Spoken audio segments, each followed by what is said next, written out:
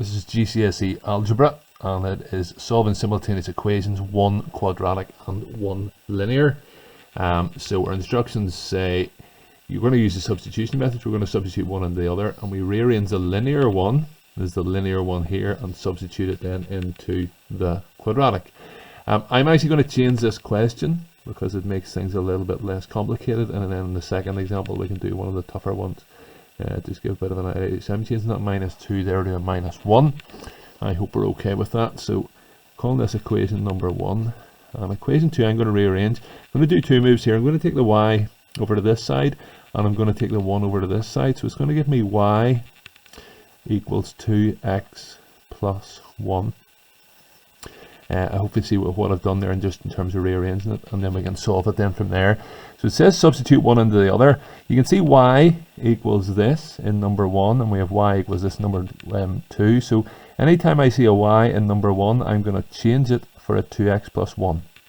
Some people say the phrase you just put the two equations equal to each other whenever they have them as y equals, so that's also the same. But I'm rewriting out 1, only instead of writing my y, I'm going to have then a 2x plus 1. So I'll do it over here because we need a wee bit of space. So 2x plus 1 equals x squared plus 3x minus 1. I hope you see what I've done. This is just equation 1, only instead of writing the y, I've written 2x plus 1. How do we solve an equation like this? This is a quadratic equation. The way we solve quadratic equations is to take everything over to the one side. So I'm going to take away 2x from both sides. That gives me the x squared just stays as it is, plus x, and then I'm going to take away 1 from both sides, minus 2. Now the equals 0 should be over to this side, but I'm just going to write it over here. Again, I hope you're happy enough with that. That is a quadratic we should know how to solve. We're looking for two numbers that multiply together to give minus 2, and the same two numbers add to give us 1. Because it's a 1x squared, we can put it straight into our brackets, and the two numbers here are going to be 2 and minus 1. And that gives me a value then of x is minus 2, because either x plus 2 equals 0 or x minus 1 equals 0. So x is minus 2 and x equals 1. We're almost there. We've worked out our two x values. We're now going to work out our y values. I actually didn't need the rest of the space, which is good news, but that's okay. And if I sub minus 2 in instead of x in here, 2 times minus 2 gives me minus 4, plus 1 gives me minus 3. And if I sub my 1 in here, 2 times 1 gives me 2 plus 1. That gives me 3. So my answers to this then are, let me see, x is minus 2 and y is minus 3, or x is 1 and y is 3. Okay. Let's take a wee look then at our second example. It's a little bit tougher. Solve these simultaneous equations. This is actually the equation of a circle. We don't need to worry too much about that, but we're trying to work out the solution then to these equations. We rearrange the linear one to get one of the letters on its own. I call this equation 1. Equation 2, I'm going to write it as y equals 3 minus 2x. So I've taken the 2x in over to this side. It then says substitute this, which is our equation 2, into 1. Anytime I see a y in here, I'm going to exchange it for a 3 minus 2x. I think I need the space this time, so we'll go over here. So I'm going to go for x squared plus 3 minus 2x all squared equals 4. See the way they've introduced the bracket there, because that's a y squared, so we need to square all of this. We're actually going to need to use FOIL here now to multiply this out. So let's do a wee line. X squared plus 3 minus 2x upon 3 minus 2x equals 4. X squared plus, first gives me 9. Outer and inner are both minus 6x, so that gives me minus 12x. Hope you're okay with that move. And then minus 2x times minus 2x gives me plus 4x squared.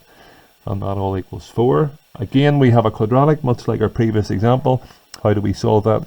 We take everything over to the one side, so we're going to bring the 4 over and tidy everything else up. Here we have an x squared and a 4x squared. That gives me 5x squared minus 12x, take away 4 from both sides, plus 5 equals 0. How do we solve this? 5 times 5 gives me 25, so the numbers need to multiply to give me 25, and the same two numbers need to add to give me minus 12. I'm good at my maths, but I can't think of two numbers that works for, so we can't do it by this method. We're going to have to use the formula. So how do we use the formula? A,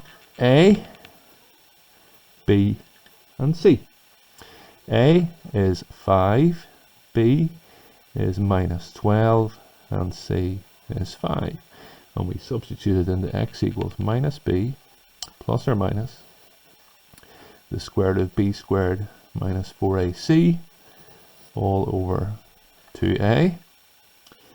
If you can see this down here, x equals minus 12 is 12 plus or minus b squared, so that's minus 12 squared, that's actually 144 positive.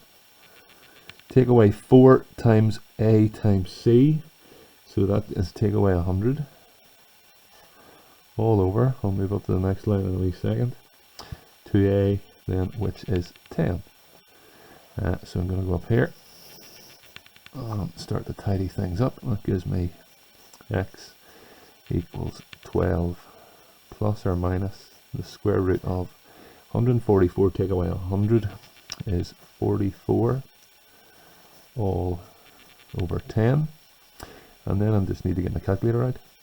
So we split this up here, I hope you remember that. So we're going to go 12 plus the square root of 44 divided by 10, and to three significant figures, that gives me 1.86. Check that yourself on the calculator, make sure you get the same thing.